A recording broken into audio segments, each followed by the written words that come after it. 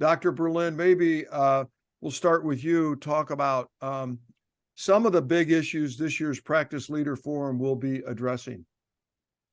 Sure. So, first of all, it's I've been fortunate to be able to co-chair the Practice Leaders Forum with Keith Chu, who Yes. did just an amazing job for Yes. many years, and now we are just really fortunate to have Corbin. It's a great meeting. We try to make it intimate, and the way that we do that is just in general. We have a mix of didactic sessions and a mix of smaller breakout sessions.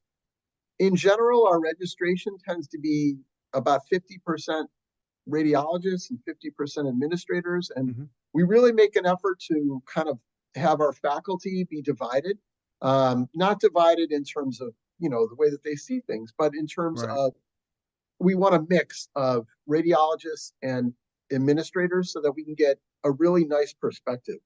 Yeah. This year, we've been very fortunate to recruit faculty from pretty much, a lot of different places in the country, ranging from Indiana to Illinois to Mississippi, Massachusetts, Texas. And if we think about themes of the meeting, what a lot of our sessions cover, and they cover them from different vantage points, and obviously there are other things covered as well, but as we were discussing a little bit earlier before we started our formal interview, radiology is ever in demand.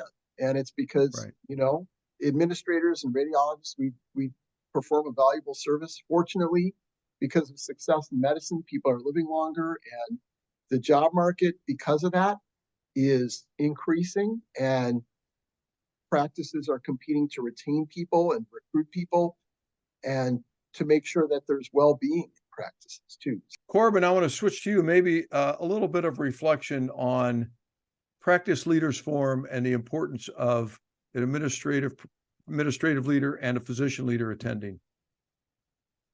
Yeah, Bob, it is unique really from any other conference or meeting out there. I mean, one, it's put on jointly by both the ACR and the RBMA, which makes it unique there. I like to think that we really get the best of both of those organizations from a teaching and presentation standpoint to really come together and work together to communicate on the hottest topics in radiology.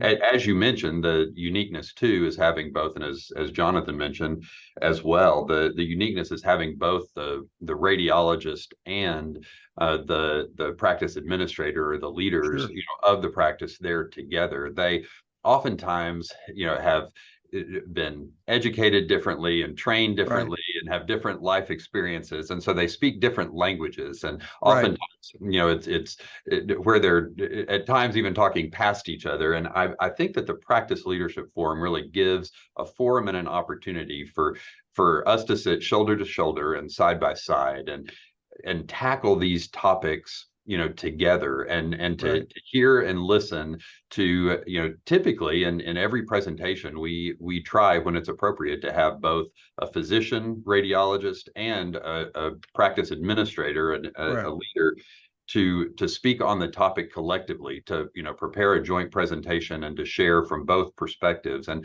it allows those of us that come to the conference with our physician leaders or our administrative leaders to hear those things together and to really get on the same page as to how to tackle these problems, what the latest and the greatest is just from an industry best practices, and to be able to take those things back with you. I can't remember a Practice Leadership Forum that we've attended, and I've been attending them for the last many years, and where we haven't taken at least 2 or 3 nuggets back here to North Texas and have made practice improvements, whether that's in our employment agreements or our scheduling or our physician comp or our our professional service agreements with our hospitals, where we haven't tweaked things here within our practice, wellness programs, recruitment, that we learned collectively at the forum, and then we're able to come back and implement here. So it's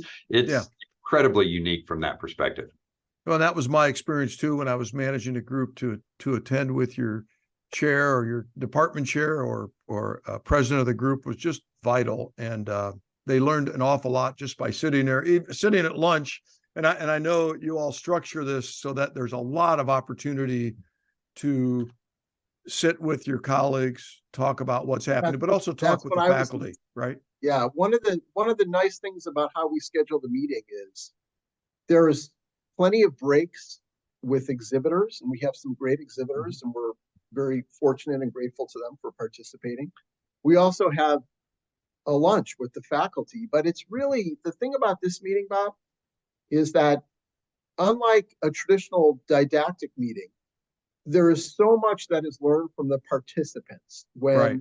the participants talk to each other and when the Mhm. faculty talk to the participants. And a lot of our sessions are kind of an open discussion forum Sure. where people in the audience chime in and they have different perspectives too. And so Right.